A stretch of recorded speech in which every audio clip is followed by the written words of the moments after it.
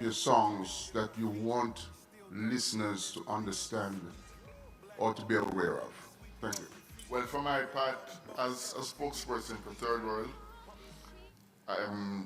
one of the things that that really struck me when I was thinking a little bit about your question is that from 1973, when our group first started, we've always been singing positive songs. We've never sung negative lyrics. We've always been about love. We've always been about peace, harmony, respect, courage. Those are the things of, and manners. Ain't nothing wrong with having manners. Right? So, I mean, this has been a mainstay for us. And I think it's a mainstay for most artists that came through that period. You know, we had great leaders through that period like Bob Marley, all the Wailers. We had Toots, we had leaders in our field when we were younger, and those always set a trend of good vibrations through our lyrics. So, that's where I want to open the batting, as them said. So, anybody else, can go for it. Yeah, similar sentiment. Reggae music is powerful because of the message. Reggae music has always fought for the underprivileged, for equal rights and justice. It has always been the backdrop to revolutions in countries around the world, and reggae music changed my life, particularly through an artist named Sizzla Kalonji. And I always wanted to replicate that for others with my music, and that has always been my motivation, where if I can bring somebody towards consciousness through the music, then, so we sing songs well done about political situations, no capitalist, never gonna be a slave. All of these things, these messages is right throughout my career and will continue going forward.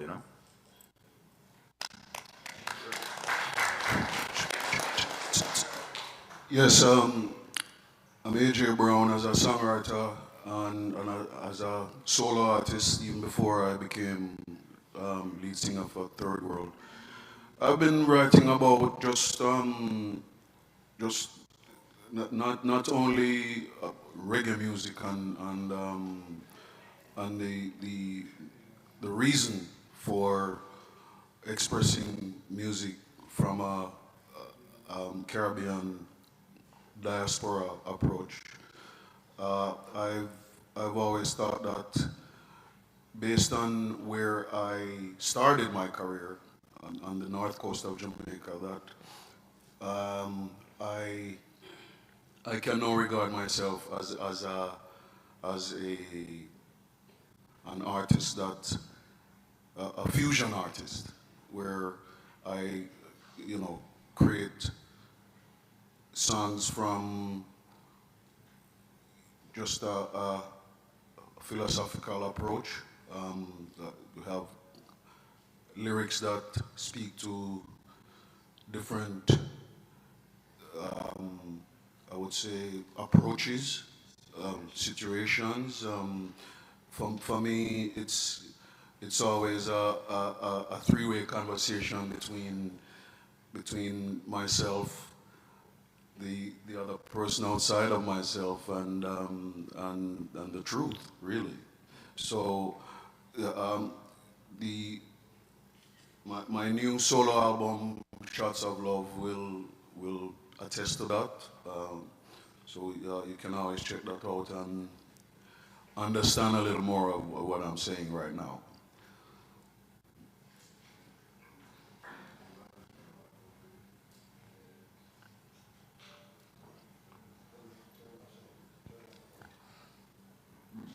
Yeah, there we go. Yeah, so I grew up on a sailboat around a lot of these islands here, coming, like I said, originally from Bermuda. So music was always a thing for me growing up that was not only entertainment but education and everything. And it was a lens through which to see the world, And reggae music, especially, is something coming up. they really teach me a lot about history and life and everything. So to second a lot of what all these brethren are saying, is it's something that really gives us real information when the world's trying to give us a lot of misinformation and teach us about the truth about colonialism and the oppression that's been on people all over the world and continues to be on people all over the world. So, it's really to uplift people, yeah, through love, justice, truth and rights, yeah.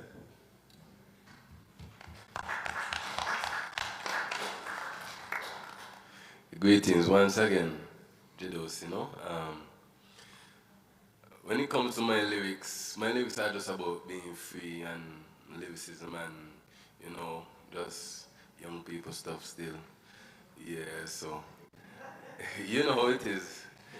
Just got to keep people updated with the music and give them what they love. That's simple. Simple, yeah.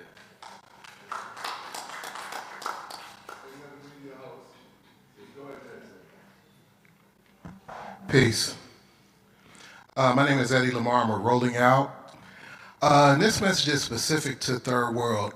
With over 50 years in this industry, what does it mean for you to be a legacy act, and what do you think it means for reggae music, roots reggae as a whole? Your mic is ready. Is it?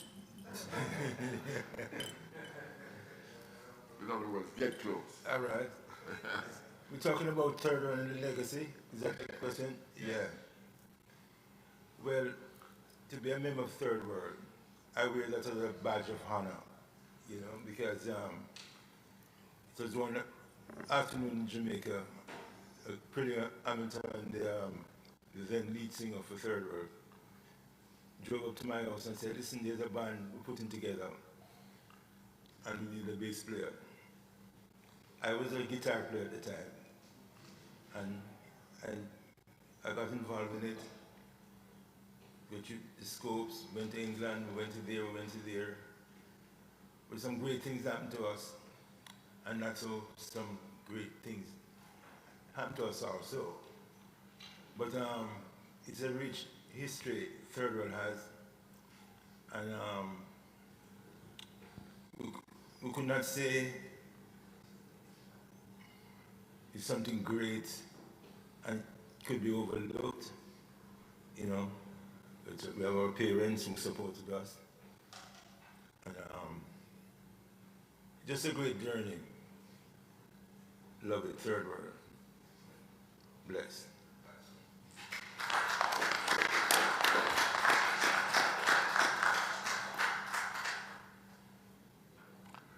Well, I mean, a lot of the stuff that Richie said was, almost brought me to tears because, I mean, it's really a journey and it's a very special journey.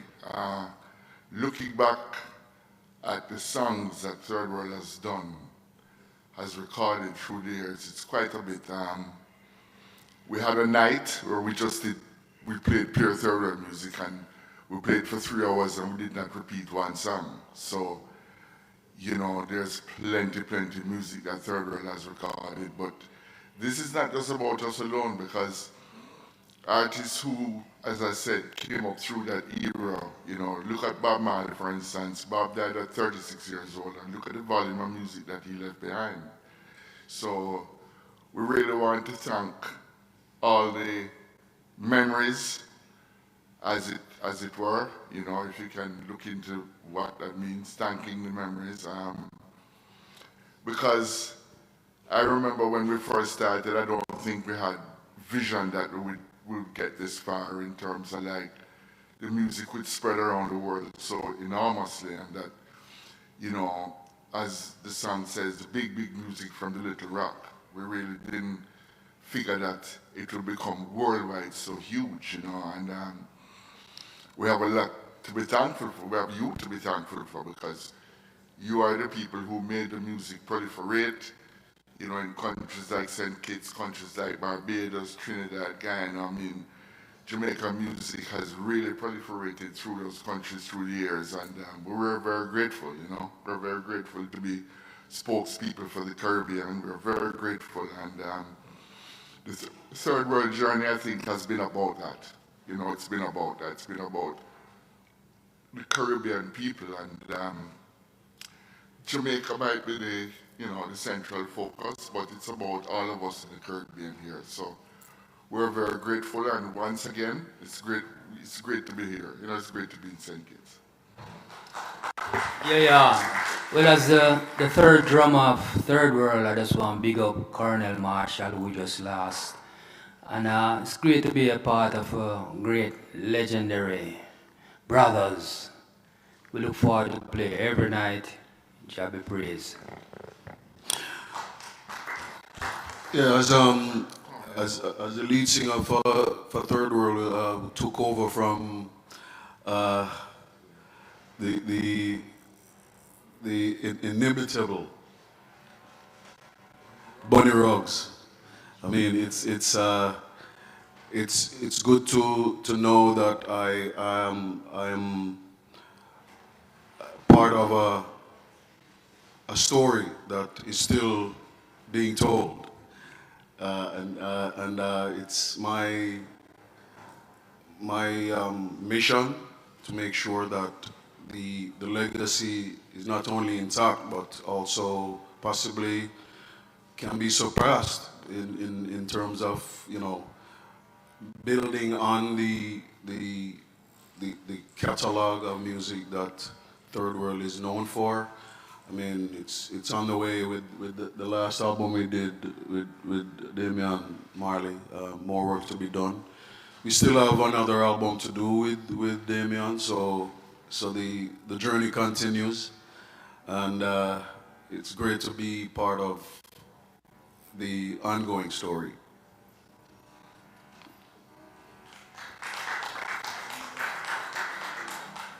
Thank you. Any other questions from the media houses, please?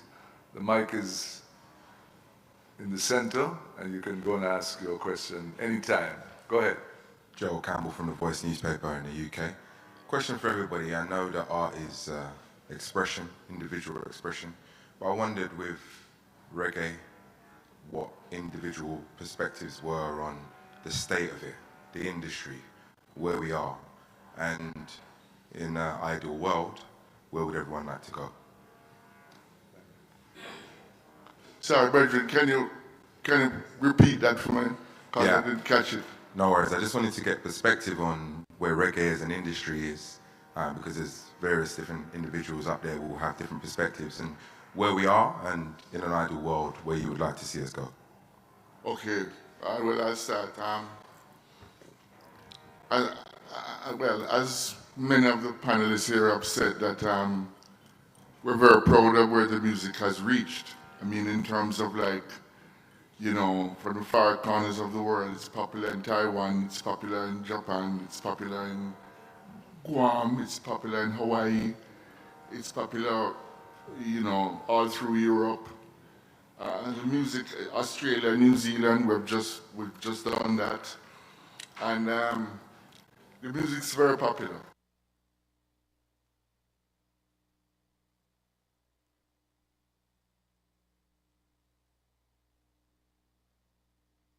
Very, very popular, and as AJ said, you know, to paraphrase him, it's growing as well. It's not just, it hasn't just reached a linear level. It's still rising, rising, rising all around the world, and I think that's where we are right now. That's a very simple way to answer your question, you know. Yeah, I'd like to add to that too. I think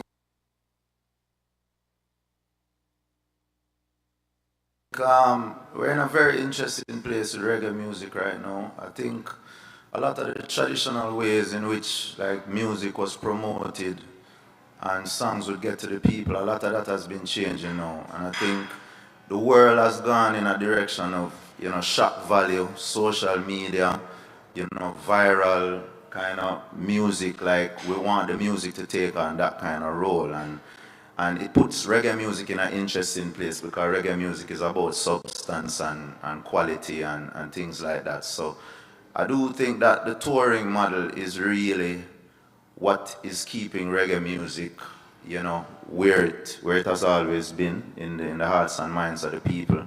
And I feel like there's work to be done with the touring model.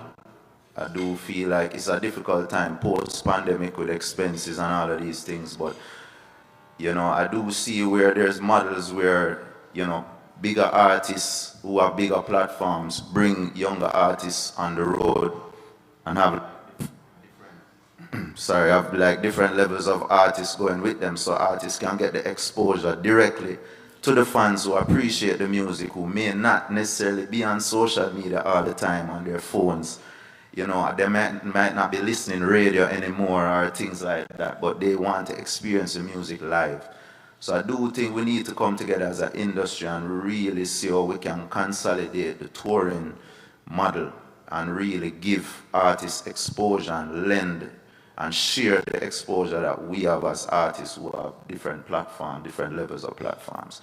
And we've seen it, I've seen this model work in the United States, you know, and I do think that we can really take it on as Caribbean, Jamaican bands, you know, and artists and really develop the thing in a proper business model, you know. Well said, my boy.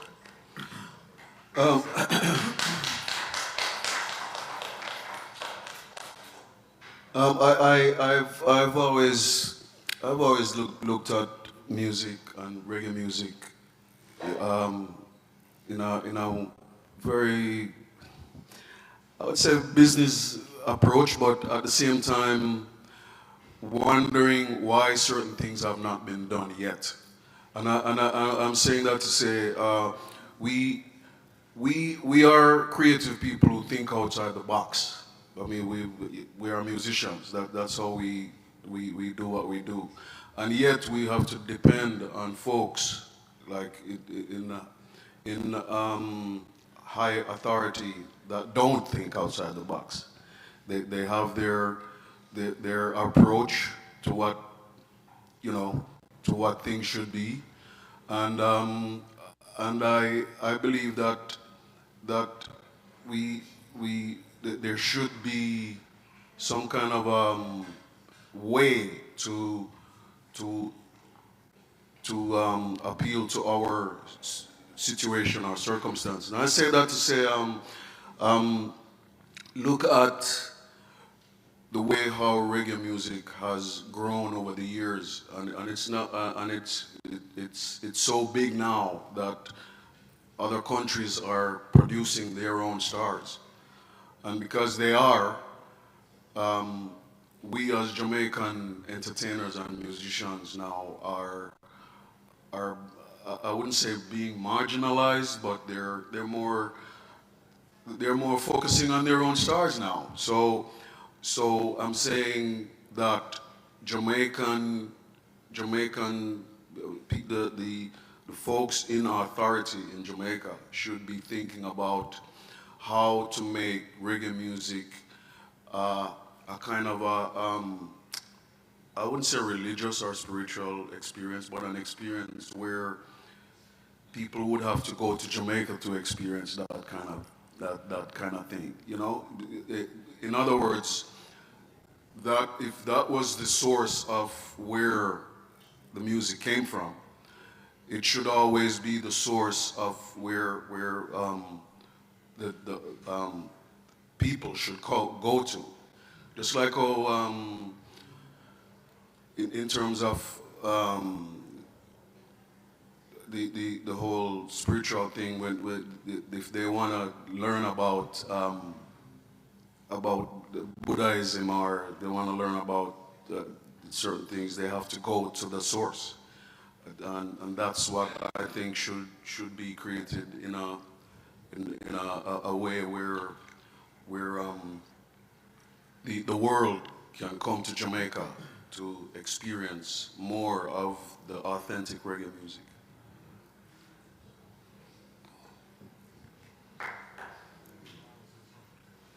Any other media houses?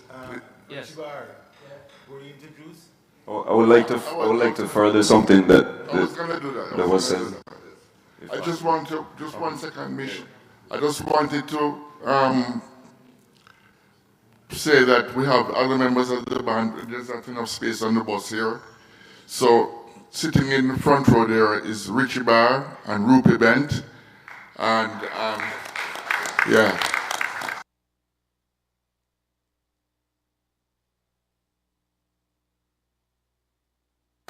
So there are the two members of third row. Sorry, Bertrand, go ahead. Yeah. No, this was just to speak further on the topic of the music industry and reggae music in the music industry. You know, growing up in Bermuda, it was always wonderful to have, we had a sort of sunsplash that would come there. And then as I spent many years in Canada and America and stuff, we would see great Jamaican artists come to these places like Culture and Israel Vibration, Third World, etc., Burning Spear.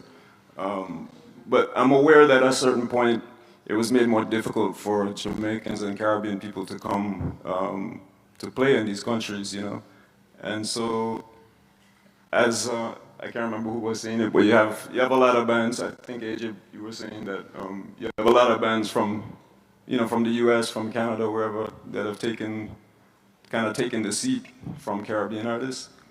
And to me, it's kind of like a real disappointment to see sometimes when you have a legendary artist like Third World or Steel Pulse opening up for a band that's much younger.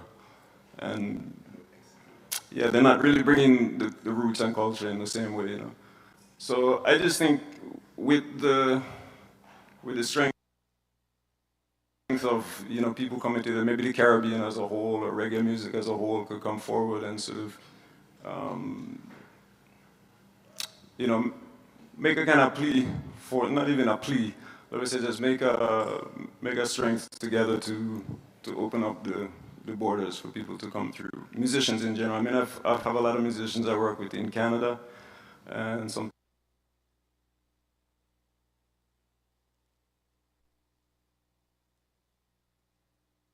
it's difficult to have them come.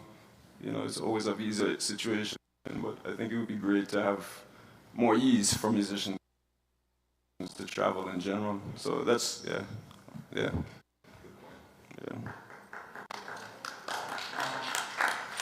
Just want to acknowledge Kumar, who is with us, original Raging Fire Kumar. He'll be a guest with Third World tonight. Want to acknowledge him, you know, give thanks.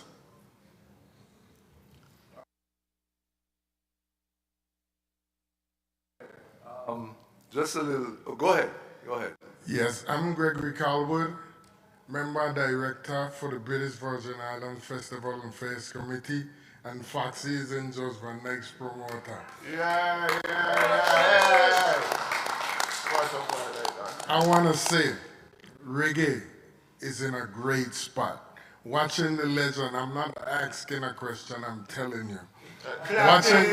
Watching legends like Third World, they going out with a bang, and Kabaka Pyramid, the man that win the Grammy Award, Mishka, with the #1 song on iTunes.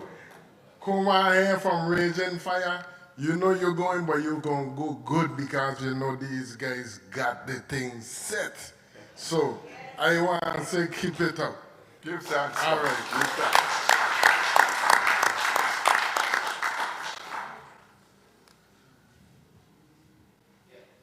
Good morning. My name is Irving Clear, formerly, well, sometimes with Ari Jam, Carib Star out of New York. Kabaka Pyramid, winner of the Grammy. The impact of that on you, one, and on the music. You mentioned something just now about the whole transition and the change and attracting young people. But talk to us about your experience. What has that Grammy meant for you? Yeah, it's a game changer for sure. It has been a real life-changing moment for me personally. Just everything in the career has elevated. You know, the way people deal with you, the way people look at you, the way, you know, we negotiate contracts, everything changed. You know, the view of the fans. You know, I've always been like one of the people, like the people's champ kind of vibe. And then like to see somebody like me get an actual win like that, it meant a lot to a lot of people.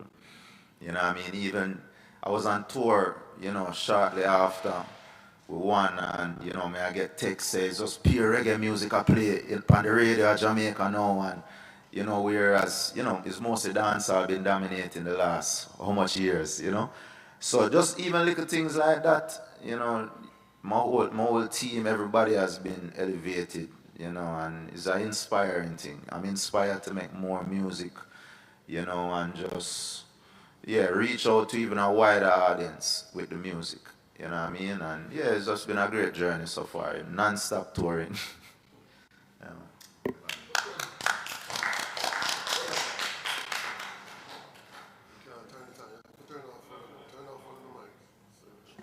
Oh, okay. Virgin, who said we're going out with a bang? Who said that a while ago?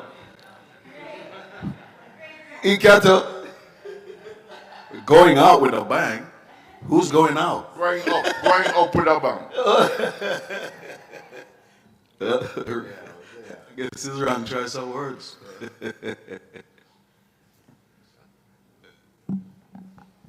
Good morning, Andre Huey, SK Newsline and TVC Channel 40. There's a debate that every now and then comes up in Jamaica and other parts of the Caribbean and the world about the evolution of dancehall and reggae, and the new sound of dancehall versus the old golden era sound. Do you think that the new sound is actually enhancing the music and enhancing the culture, or are you like some persons who believe that the old song should be preserved? And I would love to hear J-Dos' view on this as well as a new school artist, and then also to hear from the others. Well, I think that you're right. It's a debate, and I think most of us who come from the old school, we figure that right now it's two different things. It's two different sounds. It's not dancehall. It's not reggae, and reggae is not dancehall. The cultures sort of go hand in hand. And there is some crossing over, yes, particularly with people like Kabaka or Damian Marley, just to think of two that come to mind because they're close to home, because we're all ghetto youths. So, we hear a lot of that kind of music, the blend of the dancehall and the reggae, which is really cool. But there's some hardcore reggae artists and there's some hardcore dancehall artists, and I don't think the music is the same. I think it's different, So I think the two platforms are great, and they're both they go both hand in hand. Some people think the dancehall thing is bigger than the reggae thing right now, but I'd advise them to look deeply into that, because reggae music is still very, very big, particularly when one looks at the foreigners who are playing reggae now. The Argentinians, the Chileans, the people in Mexico, and they're playing reggae music. They're not so much doing the dancehall as hardcore as we do it in Jamaica, in the Caribbean, and in the diaspora, in the New York areas and the LA, and the dancehall coming from those areas is big too. So I think that, as I said, they go hand in hand. They go hand in hand. Want to get a young perspective now. I would also say that the dancehall and reggae go hand in hand as well, because I grew up on both type of music, dancehall and reggae. The new schoolers now, I feel like they're monumental, but they still can take this place of the old school artists still. It's just something different about the old school artists. The new school just have a different sound, and I think they just cater for young people too. Yeah.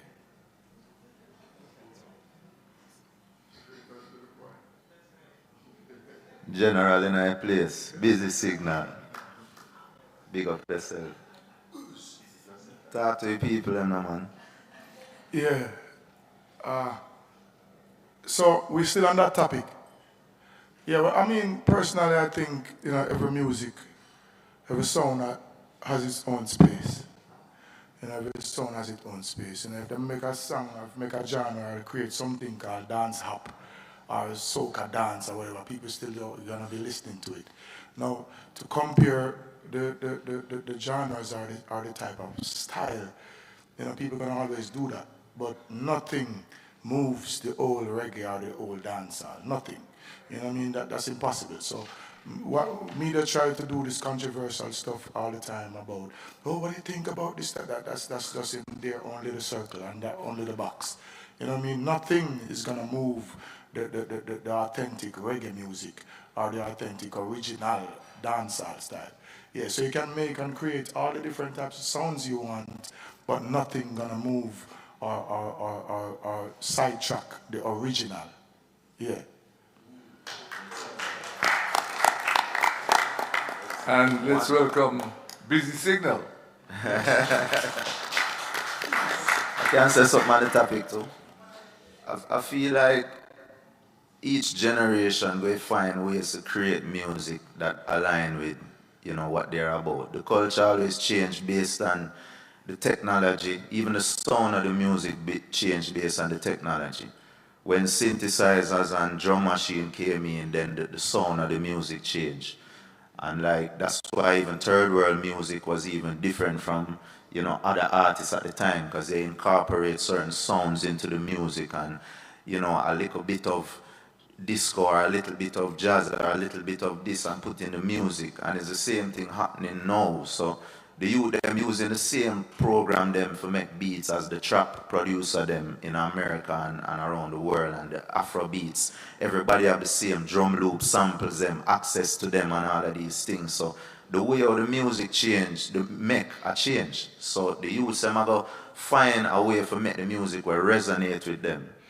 It might not resonate with older generations and things. It might not resonate outside of the diaspora or people who really immersed in the culture. But one thing, there's enough people within the diaspora and within, Caribbean people for really have the music resonating, and the youth them I make them money and them I do them things. So, yeah, dancehall have its space within everything for sure.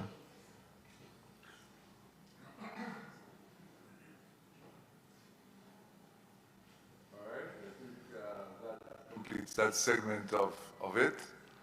Very interesting discussion, very informative discussion on the present day situation with respect to the music in the Caribbean, in particular reggae music, dancehall music, and we've had the perspectives from veterans and legendary icons like Third World to Busy Signal. The spectrum there is indeed a bit wide, but they come together and coalesce over this, pushing the same kind of music fundamentally.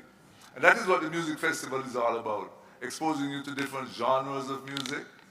And we do it at a time when the economy needed a lift, a boost. And that's how the St. Kitts Music Festival was born. I want to recognize in our audience the Minister of Tourism who's here with us, the Honorable Marsha Henderson. Marsha, I don't want you to just wave, I want you to come say a few words. This approach, I have a mic here, you don't have to be long and give us one of those ministerial addresses. But not at all, not at all. Good morning, all. It is good to be here this morning for our second press conference for the 26th edition of the St. Kitts Music Festival. Last night was a hit. I mean, I even forgot that I'm getting old now, so I'm extremely tired.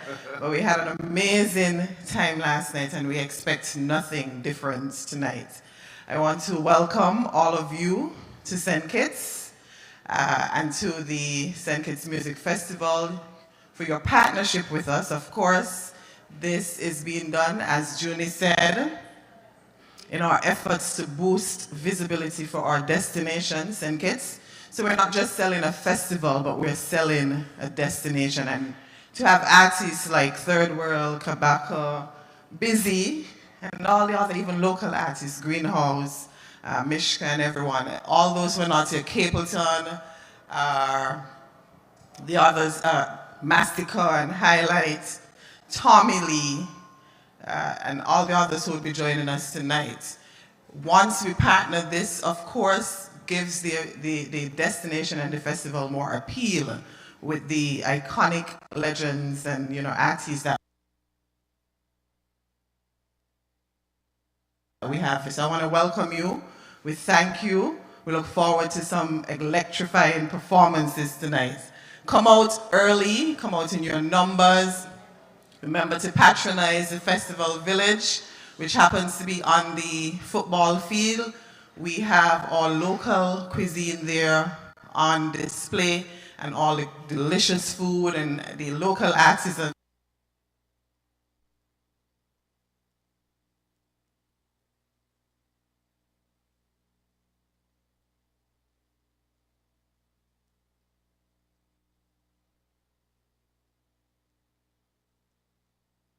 there who will be selling their local arts and crafts. So we look forward to Exciting, exactly. It was dynamic. I enjoyed it. And I'm sure the people outside listening also enjoyed it because you're talking about the Sinkers Music Festival, which is our thing, our branding. And so I boost you for that. I big you up for that, as we say. You're joined, but is that the CEO? I know Deputy CEO. Would you rise and take a bow, please? Let the people see. There you go. There you go. Yeah.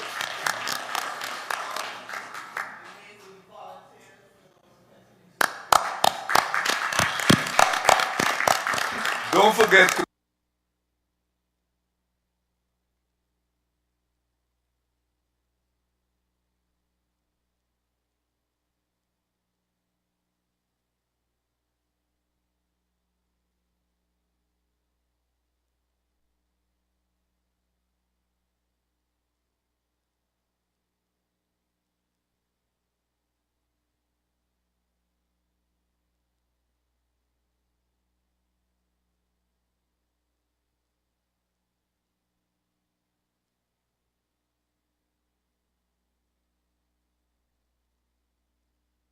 It's 8 minutes after 11 o'clock. We apologize. The video stream is buffering at the moment, so this is something. for your vision.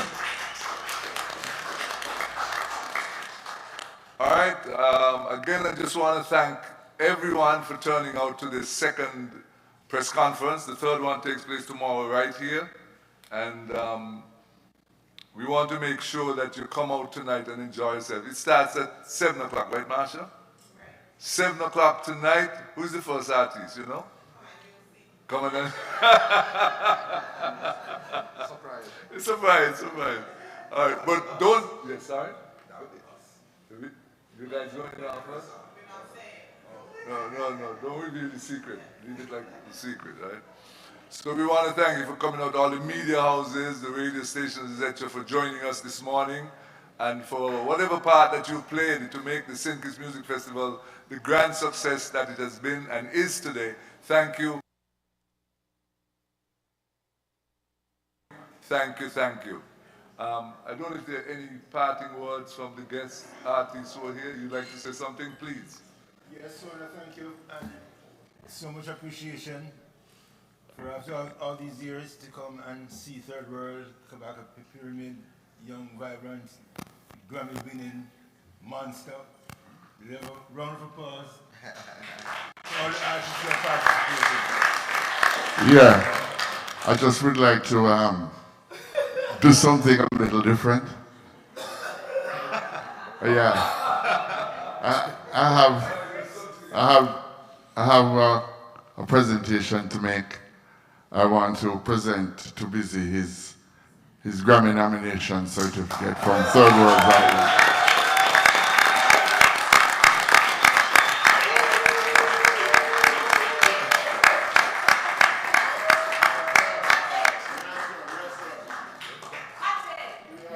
Yeah, that was for more work to be done. Yes.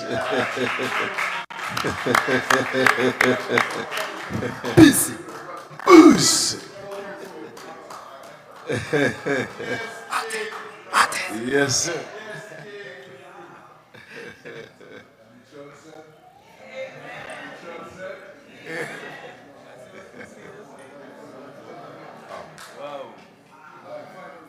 Go ahead, please. Go ahead.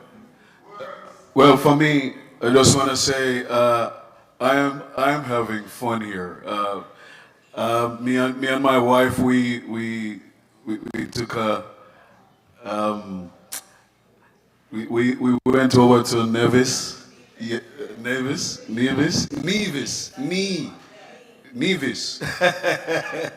Yeah, we went over to Nevis and went to the hot springs, and me I tell you, say, it was such a nice day. You know, the whole networking of the island. You went in the hot springs? Yes, sir. So you got your healing? Yes, sir. Yes, sir. Not me alone, me and my wife, Tamara. Stand up, Tamara. She's also a recording artist, Tamara B. Yes.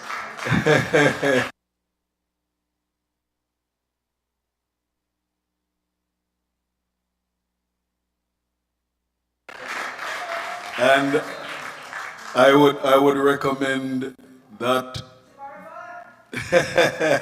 I would recommend that to anybody in the world to just come and go to Nevis. St. Kitts and Nevis. Make sure you check out that hot spring. It is very therapeutical.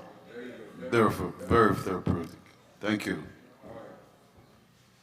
Thank you so much. And it just remains for me to say thank you again on behalf of the Ministry of Tourism and on behalf of all of St. Kitts and Nevis for your time and your attention and your promotion of St. Kitts and Nevis abroad. Thank you very much. I'm Junie Liebert. See you tonight. Tonight is bongo night. Tonight is reggae night. What you say, Busy? Blast.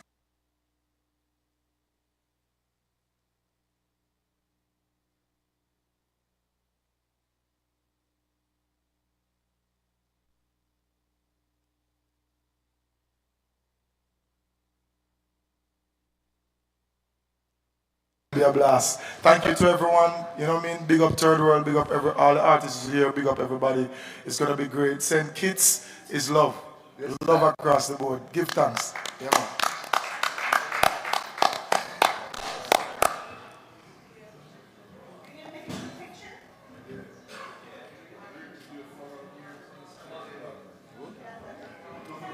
Busy. Yeah.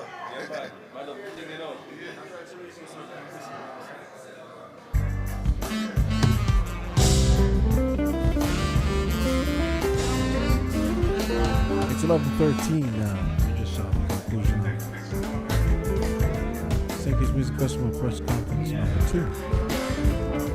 And the third and final press conference will be held tomorrow at the same time.